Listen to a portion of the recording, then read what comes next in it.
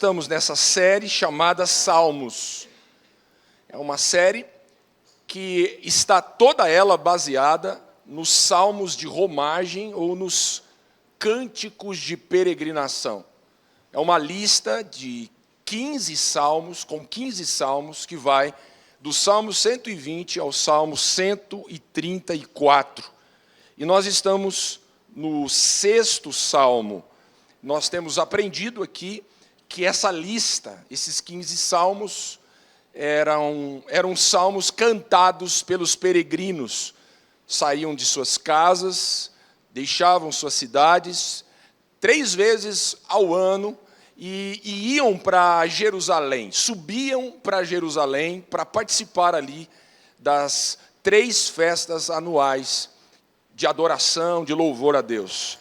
E eles faziam isso enquanto caminhavam, peregrinavam, eles faziam cantando.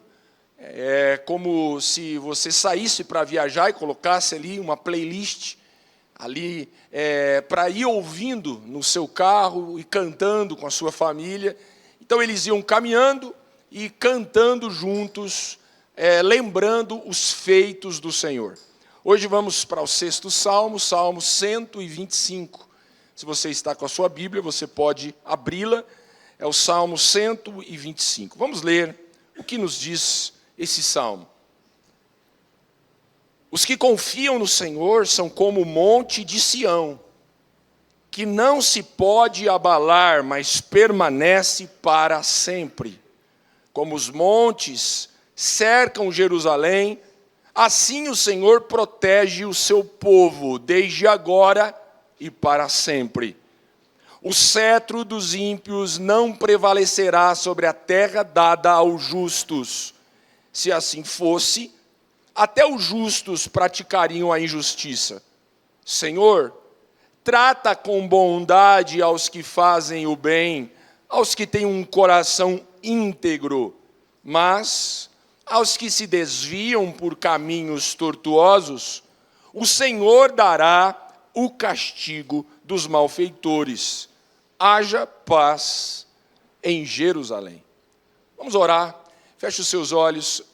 Senhor, obrigado por essa manhã toda especial, pelos louvores, as orações que já fizemos. Com certeza, todos nós já fomos abençoados, já fomos enriquecidos aqui, ó Deus. Agora, que a Tua palavra possa nos alimentar, Pai. Que a Tua palavra possa, ó Deus, encontrar o coração dos Teus filhos da igreja abertos. Deus, prepara, ó Deus, o nosso coração para receber, ó Deus, a Tua palavra. Fala conosco nesta hora, nesse momento, ó Deus, no nome de Jesus. Amém e amém. O tema da mensagem de hoje é firmeza inabalável. Eu queria fazer uma pergunta para que a gente comece essa reflexão. Você que talvez trabalha numa empresa, em uma indústria, quem sabe ali, em uma loja, em um comércio, como é que você acaba sendo identificado como funcionário daquela empresa, fora das 4 paredes ali do local de trabalho? Há muitas formas de nós identificarmos um funcionário. Por exemplo, você vai olhar para as roupas, às vezes a camisa, com o emblema da empresa, e logo você vai perceber e já vai descobrir o lugar que ele trabalha. Você é identificado pela camisa. Às vezes, o carro que você anda é o carro da empresa, e ali na porta, ou em algum local do carro, tem o emblema, os adesivos. E às vezes, uma pequena logomarca, a pessoa já vai olhar e já vai identificar o local, a empresa que você trabalha, que você presta serviço. Uma outra forma de você ser identificado é com o crachá. Às vezes, você está com a roupa normal, a camisa normal, comum, cotidiana que você usa no seu cotidiano, mas um crachá, às vezes preso no bolso ou pendurado ali no seu pescoço. As pessoas vão bater os olhos ali no crachá e já vai dizer e identificar o lugar, a empresa que você trabalha. Então é assim que nós somos identificados profissionalmente. Então veja, como é que o povo de Deus é identificado? Como é que os filhos de Deus, os discípulos de Jesus, são identificados fora das quatro paredes da igreja, do prédio da igreja? Aqui, mesmo que a gente talvez não tenha uma identificação, mas aqui nós nos conhecemos, nós estamos semanalmente juntos, mas como é que nós somos identificados lá fora? Nós não temos um crachá, nós não temos um logotipo preso no automóvel, às vezes temos ali um adesivo qualquer, mas isso não basta, isso não é uma marca realmente que vai mostrar para as pessoas que nós fazemos parte do povo de Deus. Então veja, existem adjetivos, características que nós precisamos realmente tê-las para que a gente mostre para as pessoas e para todo mundo que nós fazemos parte do povo de Deus. E esse salmo, ele nos mostra exatamente isso. Eu chamo de marcas. Eu vejo aqui, nesse salmo, pelo menos 3 marcas, eu diria, as principais marcas do povo de Deus. A primeira marca, e você pode tomar anotação, fazer a sua anotação, a primeira marca é a confiança. É a primeira marca. Confiança. Uma confiança que molda as nossas ações. Uma confiança que molda as nossas ações. Eu vejo isso nos versículos 1 e 2 do Salmo. Olha o que diz. O salmista diz: os que confiam no Senhor são como o monte de Sião, que não se pode abalar, mas permanece para sempre. Como os montes cercam Jerusalém, assim o Senhor protege o seu povo desde agora e para sempre. Há muita coisa que a gente pode desempacotar aqui nesses versículos iniciais. O versículo 1, quero que você volte para o versículo 1, e veja, ele começa nos dizendo o quê? Como são aqueles que confiam no Senhor? Ele diz, no versículo 1, são como o monte de Sião. Monte de Sião. Esse termo pode não fazer muito sentido para nós, mas fazia muito sentido ali para o povo de Deus, para a nação de Israel.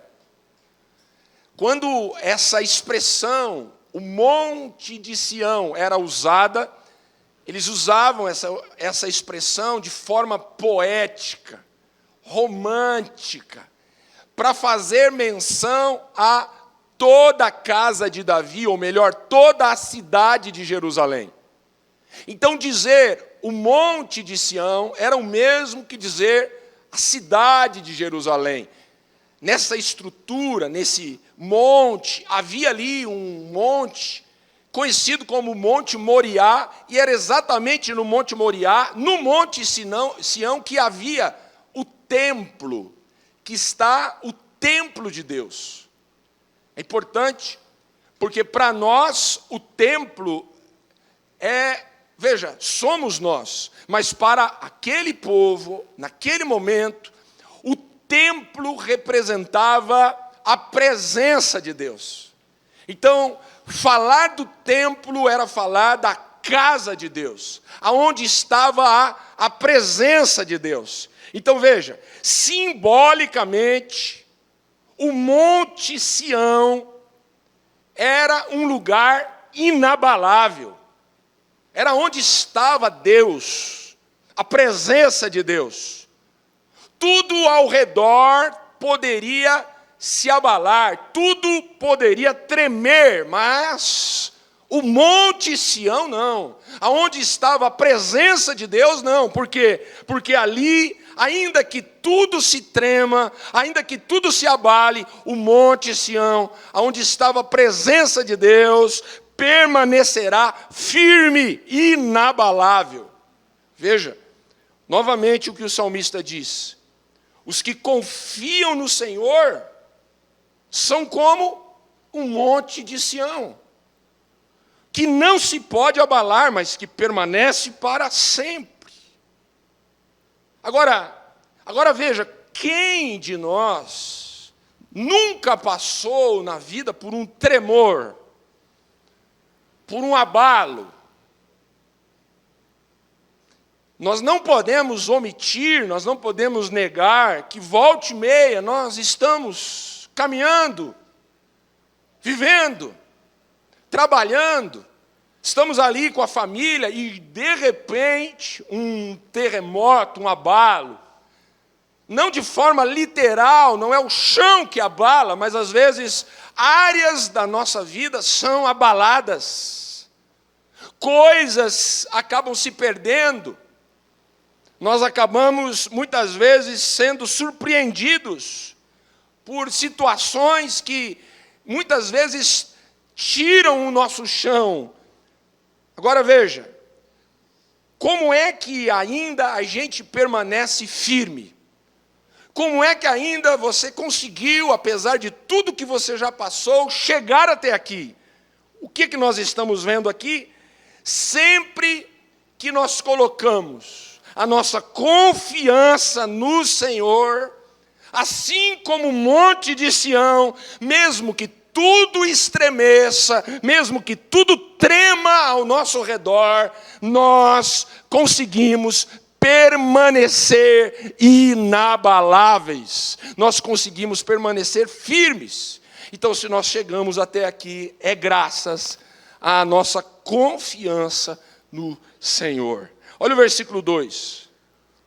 Como os montes cercam Jerusalém, assim o Senhor protege o seu povo, desde agora e para sempre.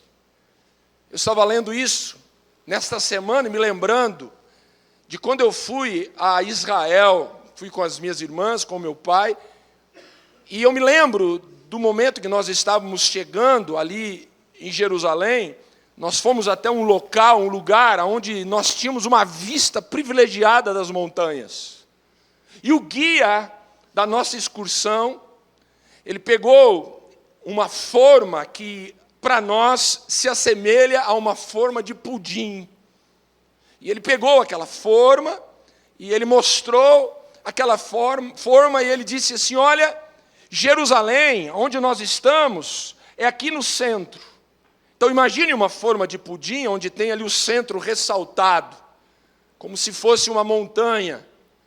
Então ele disse: olha, nós estamos exatamente aqui no centro. E veja ao redor. Então nós tínhamos toda a forma ao redor, contornando aquele centro. A forma de pudim, né, irmãos? Vocês sabem, gostam de pudim, amém? Então veja, e ele disse: assim nós estamos aqui no centro, ao redor de Jerusalém, ao redor do Monte Sião, do Monte Moriá, nós estamos cercados por montanha. E ele disse algo que me marcou, ele disse: olha, vocês estão vendo aquelas montanhas lá ao redor? São montanhas que o nosso Senhor Jesus, há muitos anos atrás, caminhou por elas. Ele esteve entre nós. Então veja, e aí nós olhamos hoje, e se nós tivéssemos o privilégio de voltar lá, de talvez você ir até lá, você vai para esse mesmo lugar e você vai ver aquelas mesmas montanhas, que são as mesmas montanhas que o nosso Senhor, há muitos anos atrás, andou, caminhou por elas, e elas estão ali, permanecem ali, cercando a cidade. E olha o que o salmista está dizendo. Ele está dizendo isso: olha, não importa o que aconteça. Os que confiam no Senhor são como o monte de Sião, estão ali no centro, veja só, que não se abalam, e aí ele diz, como os montes estão cercando Jerusalém, Deus, o nosso Deus está nos protegendo. Você consegue entender aonde é que está a nossa confiança? Nenhum Deus, que não importa o que nos aconteça, Ele está sempre nos cercando, nos protegendo, nos guardando, nos livrando, nos abençoando 24 horas por dia, todos os dias da nossa vida. Ele está nos cercando, nos guardando como uma grande muralha. Quantos podem louvar a Deus, agradecer a Deus por isso? Uma curiosidade, voltando para o versículo 1, o texto diz, os que confiam no Senhor são como o monte de Sião. Aqui há algo que precisa ser desempacotado. Há uma expressão aqui, essa expressão, a gente não consegue identificar isso no português, na nossa língua. Na forma como está escrito aqui, a gente não identifica, mas na língua original, que esse salmo foi escrito no hebraico, aqui nós temos um particípio. O que é isso, pastor? Nós temos aqui uma expressão que marca uma identificação. É uma marca de identificação. O que isso quer dizer? Que o povo de Deus, ele é identificado pela confiança. Então veja, como é que o povo de Deus é identificado por aí? Nós somos identificados como alguém que confia no Senhor. As pessoas vão olhar para você e elas vão dizer, poxa, a vida, veja, ele confia no Senhor. Você vai ser identificado, essa é uma marca de identificação, a sua confiança. Então veja, confiança tem a ver com fé. Então a nossa fé, ela precisa estar, por exemplo, nas nossas palavras. A forma como você usa as suas palavras precisam mostrar a sua confiança. Você já esteve diante de uma situação onde você esteve ali cercado de pessoas, e ali você começa a ouvir as pessoas conversando, e você vai percebendo que ali tem pessoas negativas, pessimistas, pessoas murmurando, reclamando. Não, nada disso. Nós somos o povo que confia. Nós somos o povo da fé. Nós caminhamos não pelo que vemos, mas nós caminhamos por fé. Caminhamos por aquilo que nós cremos. Nós não caminhamos por vista, nós caminhamos por fé. Então veja, as nossas palavras precisam mostrar a nossa fé. Mais do que isso, as nossas ações. Uma vez que nós confiamos, uma vez que nós temos fé, a fé vai moldar todas as nossas ações. As nossas atitudes serão diferenciadas. Antes nós tínhamos medo, hoje nós temos fé. Antes nós tínhamos o quê? Vergonha. Mas hoje, veja, nós temos estabilidade. Antes nós andávamos desesperados.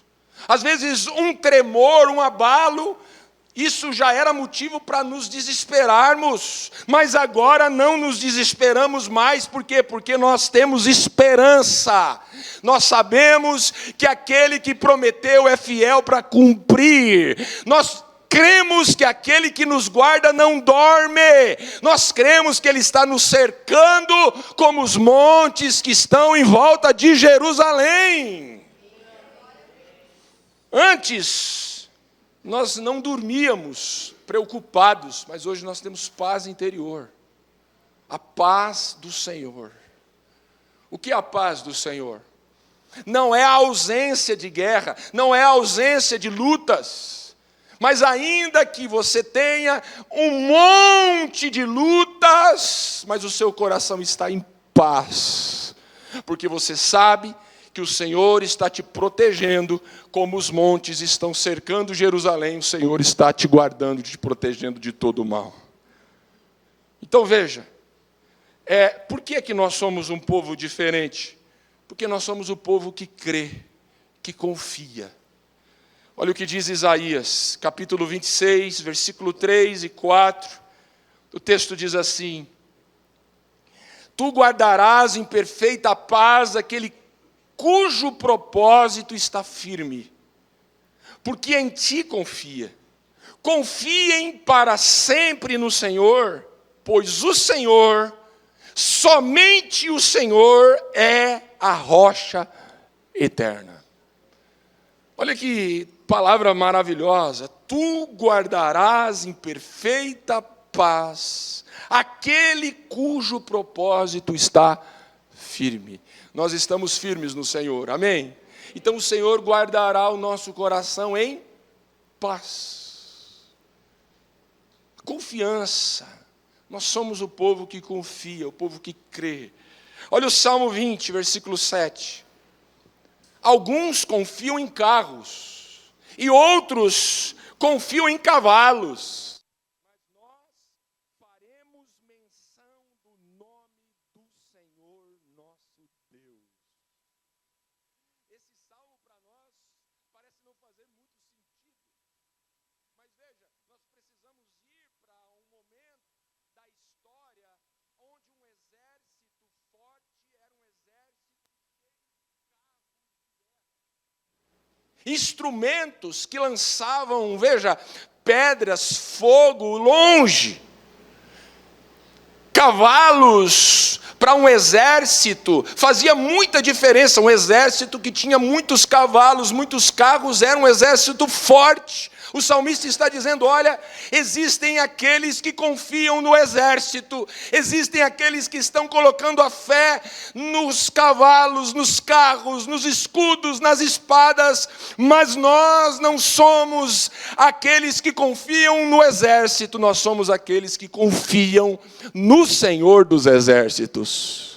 Amém? Então veja, essa confiança transforma, molda todas as nossas ações.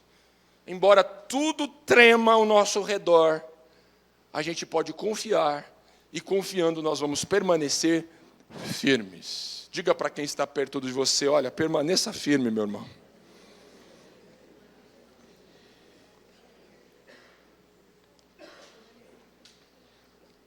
A segunda marca, coragem.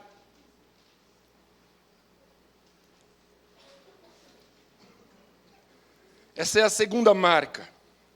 Uma coragem para ser diferente e fazer a diferença. Para você ser diferente, para você fazer a diferença. Eu estava me lembrando de uma conversa com um amigo que eu tive nas vésperas do meu batismo. Me batizei no dia 3 de agosto de 1997. Bastante tempo, né? 3 de agosto de 97. Nas vésperas do meu batismo, conversando com um irmão, um amigo meu da igreja, uma pessoa que me ajudou muito na época, e eu disse para aquela pessoa algo que veio do meu coração, e eu estava sendo sincero. Eu disse, eu não sei se eu estou realmente preparado para isso. E aquele irmão me disse uma frase, e dentre as coisas que ele me disse, algo que ficou marcado, ele disse assim, coragem, rapaz. Coragem, rapaz. E graças à coragem que eu abracei naquele momento, eu me batizei em 97, e de lá para cá eu nunca dormi uma noite distante de Jesus, afastado de Deus. E hoje eu estou aqui pregando para vocês com coragem, amém, irmãos? Coragem. Não me sentia preparado, continuo não me sentindo preparado, mas com coragem a gente vai rompendo em fé, amém? Olha só o versículo 3. O verso 3 diz assim, o cetro dos ímpios não prevalecerá sobre a terra dada aos justos. Se assim fosse, até os justos praticariam a injustiça. A gente precisa desempacotar isso também. Vamos entender isso. O cetro para nós, isso não faz sentido nenhum. O que seria o cetro? É um objeto que hoje a gente nem encontra, mas naquela época era um bastão, como se fosse uma vara, um bastão, geralmente adornado por pedras preciosas, e que era um símbolo de autoridade. Alguém que tinha autoridade. Por exemplo, um rei, um governante, ele tinha o cetro como um símbolo de autoridade. Então vejam o que o texto diz. O cetro dos ímpios não prevalecerá sobre a terra dada aos justos. Se assim fosse, até os justos praticariam a injustiça. O que nós temos aqui? Eu vejo aqui um alerta. Diga comigo, um alerta. É como se o salmista estivesse dizendo o seguinte: olha, não fique do lado dos reis deste mundo. Não siga os conselhos dos ímpios. É isso que ele está dizendo. Não imite as pessoas que praticam injustiça. Não vá por esse caminho. Não coloque a sua confiança no cetro dos ímpios, no caminho dos ímpios. Não confie nisso. Escolha seguir e imitar o Senhor, o Rei dos céus. Não confie nos reis da terra, nas estratégias da terra. Confie nos planos e no Rei dos céus. É isso que ele está dizendo. Fique do lado de Deus. Escolha estar do lado de Deus. Nós temos o nosso Senhor. Os ímpios confiam nos seus reis, mas nós somos servos do Senhor, então vamos confiar no Senhor. É importante nós voltarmos um pouco. Lá atrás, a nação de Israel, Deus chamou essa nação para ser diferente, uma nação santa, uma nação separada. Diga comigo, separada. Deus separou Israel. Israel foi chamada para ser diferente. O que é a igreja? A igreja é o Israel de Deus. Hoje a igreja, veja, inclusive o nome, a palavra igreja, no grego eclésia, significa aqueles que foram chamados para fora. A igreja foi chamada, é o povo que Deus separou para ser diferente. Quantos vocês estão entendendo? Diferente. Agora veja, vamos ser sinceros. A impressão que a gente tem é como se existisse uma força gravitacional, poderosa, magnética, que nos puxasse, que nos puxa diariamente contra Deus. Nós queremos nos aproximar de Deus, mas parece que existe uma força nos puxando para trás. Aqui na terra, a gente vive como se a gente estivesse tendo que se esforçar para ficar perto do Senhor. Irmãos, vamos ser sinceros. Hoje, se nós colocarmos muitos cristãos do lado dos ímpios, não dá para saber quem é cristão e quem é ímpio. Não dá. Vamos ser sinceros. Se você coloca um cristão e um ímpio, e você passa uma semana com os dois, depois você pergunta, alguém pergunta, quem é o cristão e quem é o ímpio? Às vezes, é perigoso a pessoa ainda errar, chamar o ímpio de cristão. Porque tem cristão hoje que é pior do que ímpio. Não tem nada de diferente. Aliás, às vezes tem coisa pior. Olha o que Jesus diz. Jesus diz assim no versículo 13, em Mateus 5. Vocês são o sal da terra. Mas se o sal perder o sabor, como restaurá-lo? Não servirá para nada. Diga, não vai servir para nada. Um sal que não salga, não serve para nada. exceto para ser jogado fora e pisado pelos homens. Então, irmãos, nós precisamos salgar. A igreja precisa salgar. Fazer a diferença. Nesse mesmo texto, Jesus vai falar que nós somos a luz do mundo. Como é que você pega um farolete e coloca debaixo da mesa? Como é que você esconde o farolete? O farolete é para iluminar as trevas.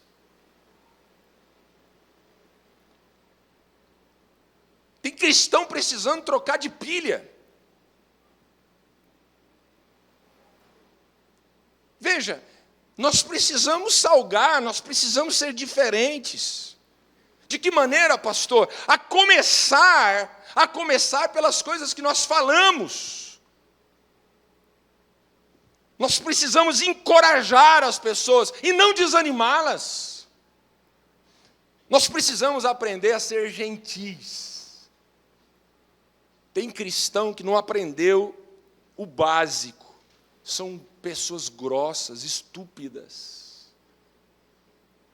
Às vezes é grossa com o funcionário do posto de gasolina. Esses dias, faz um tempinho atrás, eu fui fazer uma viagem de moto com a minha esposa e com algumas pessoas, e eu parei no posto, e o rapaz, quando foi encher o tanque da moto, ele esqueceu de esgotar toda a gasolina que estava na mangueira. E no que ele levou para cima do tanque da moto, um restinho de gasolina foi ali, pingou no tanque. Naquela hora, naquele momento, irmãos, a minha vontade era o quê? Falar, meu querido irmão. Mas veja, a gente tem que ter o quê? Domínio próprio, não é? A gente tem que ser gentil. A gente tem que ser agradável. Apesar do erro que as pessoas às vezes cometem com a gente. Às vezes a gente briga, às vezes a gente desce da cruz, às vezes a gente envergonha o nome de Cristo por coisas que vão passar, que dá para lavar, que dá para trocar. A gente precisa ser mais paciente, menos apressado. A gente precisa, e nós temos um compromisso com a verdade. Diga, eu tenho um compromisso com a verdade. Nós temos um compromisso com a verdade. Nós não temos um compromisso com a mentira. Nós somos o povo que caminha na verdade.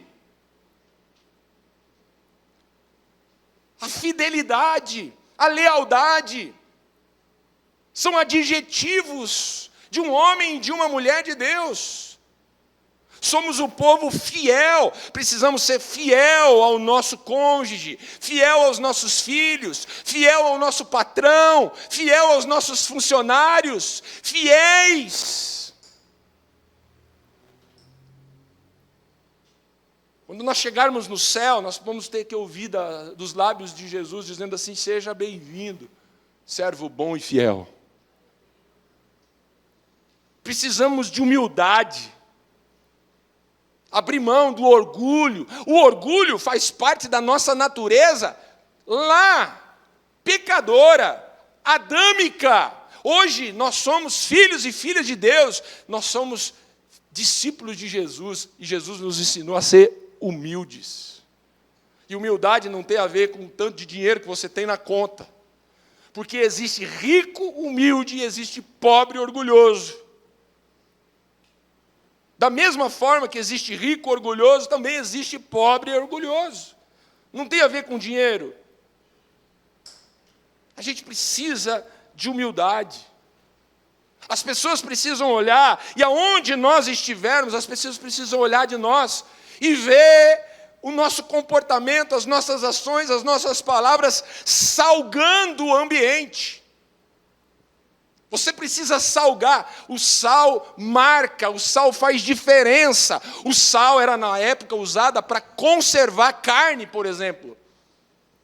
Quando você diz, olha, eu sou o sal da terra, você está dizendo que você é usado para conservar valores e princípios do reino de Deus. Não podemos negociar isso.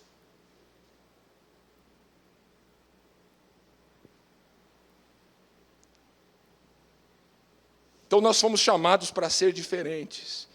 E nós precisamos de homens e mulheres com coragem para ser diferente. A gente precisa de coragem. Coragem para dizer, não, eu não vou. Coragem para dizer, não, eu não pego. Coragem para dizer, não, eu não faço isso, eu não falo isso. Coragem para dizer, olha, isso eu não faço. Isso não me pertence. A gente precisa de coragem. Coragem, veja só, para não nos prostrarmos diante do cetro dos ímpios, mas nós nos prostrarmos, coragem para se prostrar aos pés do Senhor Jesus, e dizer, Ele é o meu Senhor. Vamos continuar. Confiança, a confiança que molda as nossas ações, a coragem para ser e fazer diferente, e a terceira marca, chamado. Um chamado a viver como Jesus. Eu quero ler versículos 4 e 5. Olha o que diz. Preste atenção. 4 e 5. Não se distraia. Olha só. Senhor, trata com bondade aos que fazem o bem, aos que têm um coração íntegro. Mas aos que se desviam por caminhos tortuosos, o Senhor dará o castigo dos malfeitores. Haja paz em Jerusalém.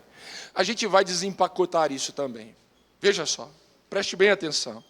O que eu vejo aqui? Primeiro, o salmista está nos mostrando aqui dois tipos de pessoas e dois tipos de caminhos. É isso que eu vejo. Veja, o primeiro caminho, o caminho da bondade. No caminho da bondade, veja o texto, estão aqueles que fazem o bem, aqueles que têm um coração íntegro. O segundo caminho, nós temos o caminho da maldade. O salmista diz, ele fala aqui de caminhos tortuosos. No caminho da maldade, nos caminhos tortos, estão aqueles que fazem o mal. Então, dois tipos de caminho e dois tipos de pessoas. O caminho bom, pessoas boas. O caminho mau, pessoas más. O que ele diz mais aqui? Ele fala o que vai acontecer com cada uma das pessoas nesses caminhos. Com aqueles que estiverem no caminho do bem, o texto diz, vão ser tratados com bondade. Agora olha lá, com aqueles que estiverem no caminho do mal, o que vai acontecer com aqueles que estiverem no caminho do mal? Eles serão castigados. É o que está no texto. O que nós temos aqui? Eu entendo e vejo uma chamada. É uma chamada. Um convite para você estar no caminho certo. Eu vejo mais ainda. Como é que a gente faz para trocar de caminho? Em outras palavras, como que a gente aceita o chamado para ir para o caminho certo, para o caminho do bem? E aí, veja, o texto diz, no versículo 4, no versículo 5, ele fala algo, olha só, Senhor, trata com bondade aos que fazem o bem, aos que têm o que? Um coração íntegro. Diga comigo, um coração íntegro. Eu acho isso maravilhoso, porque aqui está o segredo, aqui está a chave para nós trocarmos do caminho. Nós precisamos entender que tudo começa no coração. No coração. Se nós temos um coração íntegro, se nós temos um coração reto, nossa vida será reta. Por outro lado, se nós tivermos um coração desonesto, imoral, um coração torto, a nossa vida vai ser um reflexo disso. Vocês concordam comigo? Jesus levantou esse tema. Mateus capítulo 5, no verso 11, olha o que disse o nosso Senhor: o que entra pela boca não torna o homem impuro, mas o que sai da sua boca, isto o torna impuro. Como assim, pastor? Ele explica isso. Olha o versículo 15, aliás, o versículo 18. Ele vai explicar. Mas as coisas que saem da boca vêm do coração, e são essas que tornam o homem impuro, pois do coração é que saem os maus pensamentos, é do coração que saem os homicídios, os adultérios, as imoralidades sexuais, os roubos, os falsos testemunhos, as calúnias, sai do coração. E ele está dizendo, olha, essas coisas é que tornam o homem impuro. Então o que Jesus está fazendo? Confirmando exatamente essa verdade. Tudo começa no coração. Agora vamos voltar para o Salmo. O que nós temos aqui no versículo 4 e no versículo 5? Olha o versículo 4 e 5. Nós temos um convite para alinharmos o nosso caminho com o caminho de Deus. Nós somos o povo convidado. Nós somos o povo que é marcado por caminhar um caminho reto. Para caminharmos um caminho reto, nós precisamos de um coração íntegro. E para nós termos um coração íntegro, nós precisamos alinhar o nosso coração com o coração de Jesus. Alinhar o coração com o coração de Jesus. Como é que a gente faz isso? Veja esse desenho, esse diagrama que eu tentei montar nesse slide. Então nós temos lá em cima um relacionamento com Deus, nós temos o relacionamento que eu chamei de interno e o relacionamento externo. É assim que nós vamos aprender a alinhar o nosso coração com o coração de Jesus. Então veja, primeiro, relacionamento com Deus. Não há como você alinhar o seu coração com o coração de Jesus se você não passar tempo com Deus, se você não orar, se você não ler a palavra. São coisas básicas, mas que a gente sempre precisa lembrar, porque a gente precisa bater são as coisas simples que realmente fazem diferença na nossa vida. O nosso coração é alinhado com o coração de Jesus quando nós estamos perto de Deus. Oração, leitura da palavra. Faz quanto tempo que você não faz um jejum? Aliás, tem cristão que nem sabe o que é jejum. Tem gente que jejua para conseguir coisas. Meu irmão, você não precisa jejuar para conseguir nada, não. Você tem que jejuar para alinhar o seu coração com o coração de Jesus.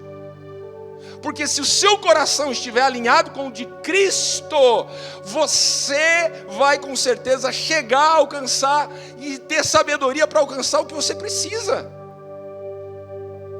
Não é jejuando que a gente consegue as coisas. É jejuando que você se aproxima de Deus. É lendo a palavra, é lendo e orando todos os dias um pouquinho. Jesus passou o tempo com Deus. Passou o tempo com o Pai. Ele parava tudo, deixava tudo, subia ao monte e ali ia para a oração. Relacionamento com Deus. Segunda coisa, para alinhar o nosso coração com o coração de Jesus, eu chamei de relacionamento interno. Jesus passou o tempo com os seus discípulos.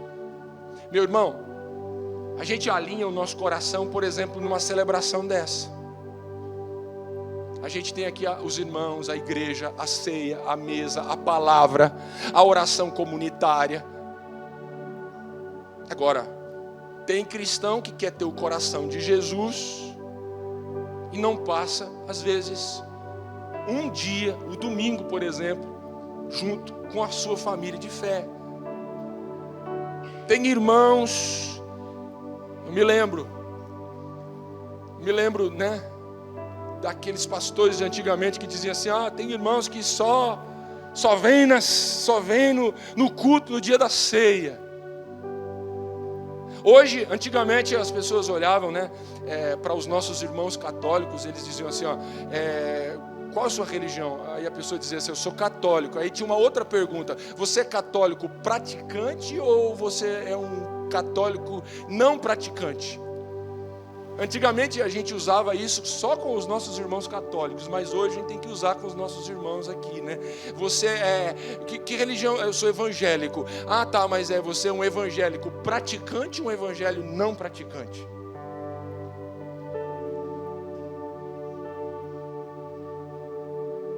Não vai para a igreja, não valoriza, às vezes a comunidade, as pessoas de fé. Então, relacionamento com a comunidade de fé, relacionamento interno, isso alinha o nosso coração com o coração de Cristo. E uma terceira dimensão nesse diagrama é o relacionamento externo. Não há como você ter o seu coração alinhado com o coração de Jesus, se também você não sentar na mesa ali com os pecadores.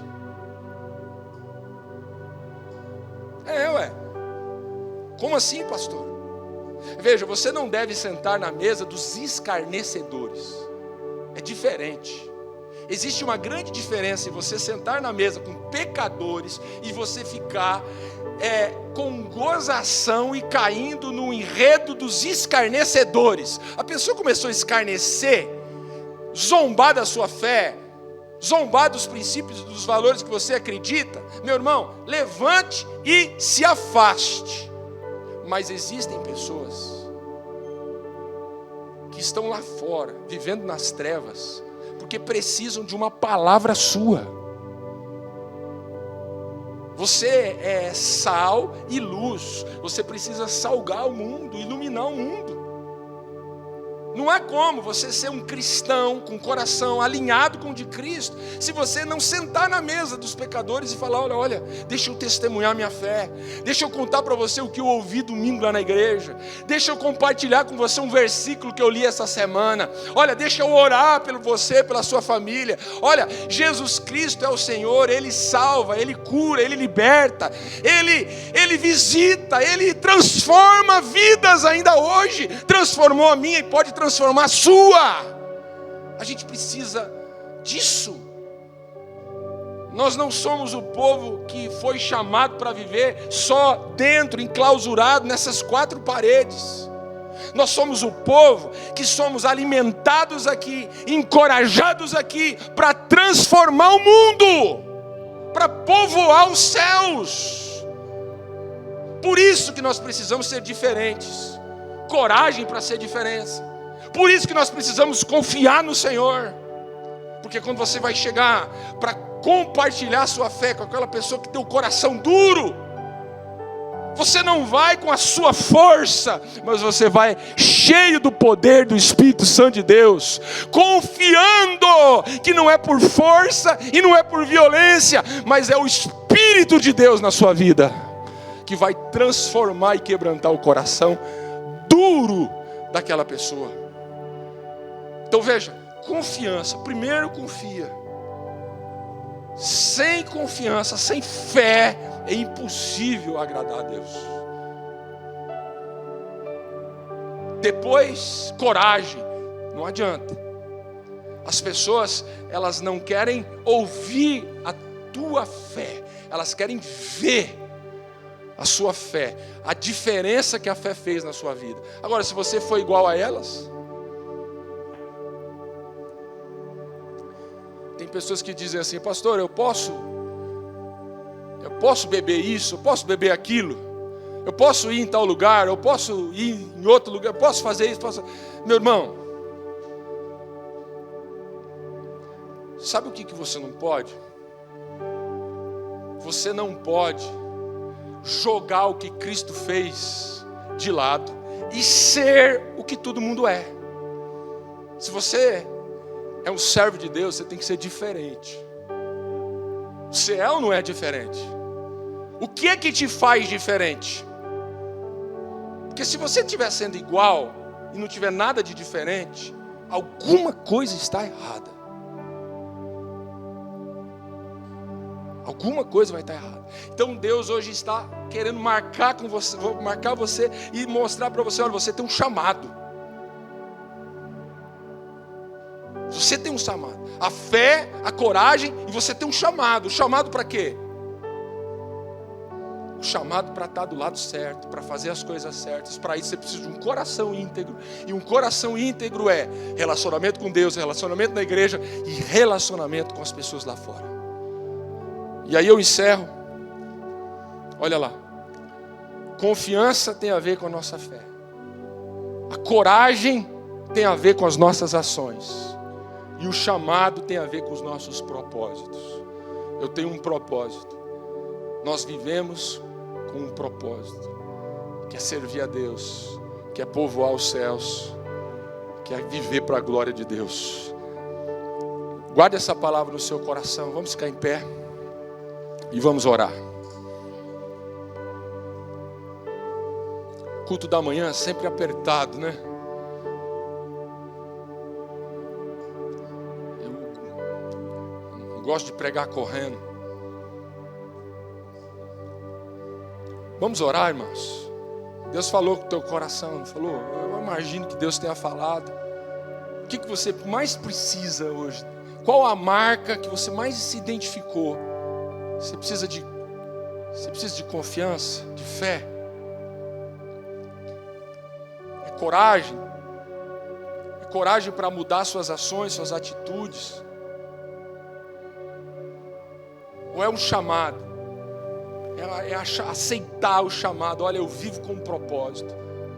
Deus me deu dinheiro para um propósito. Deus me colocou naquele trabalho com um propósito. Deus me deu aquele talento e aquele dom com um propósito. É isso que você precisa, entender que você vive para a glória de Deus, para um propósito que vai e que está além dessa terra. Não tem a ver com coisa, não tem a ver com dinheiro, não tem a ver com profissão, não tem a ver com nada disso. Tem a ver, e tudo tem a ver com Jesus. Nós estamos aqui para um propósito. Vamos orar. Vamos orar, Senhor. Espírito Santo, nós te agradecemos. Obrigado. Obrigado por essa palavra que vem mais uma vez alinhar as nossas vidas com a tua vida, ó Deus. Obrigado por essa palavra que vem para iluminar o nosso caminho, a nossa jornada, a nossa estrada. Obrigado. Eu oro pela tua igreja, eu oro pela vida de todos os teus filhos que aqui estão, aqueles que hoje precisam de fé, aqueles que hoje precisam tomar uma posição, talvez mudando de caminho, mudando comportamento, atitudes. Deus, eu oro, Pai, eu oro e peço no nome de Jesus, que o Senhor também venha revelar, Deus, os teus propósitos para as nossas vidas. Ajuda-nos, ó Deus. Nos dê mãos limpas e um coração puro. Senhor, eu oro para que o Senhor venha me dar e dar também aos meus irmãos um coração igual ao teu. Um coração igual ao teu. Um coração disposto a te obedecer. Um coração disposto a perdoar os nossos irmãos. Um coração, ó Deus, um coração igual ao teu. Humilde, obediente, quebrantado. Dá-nos, ó Deus, um coração puro nessa manhã. Abençoe o teu povo, a tua igreja, os teus filhos. Que possamos continuar a nossa jornada, apurando e corrigindo os nossos erros. Que possamos acertar mais e errar menos. Que possamos estar cada vez mais perto do Senhor. Perto da igreja e perto das pessoas que precisam da gente. Nós oramos, ó Deus, nessa manhã, gratos, em nome de Cristo Jesus, o nosso Senhor.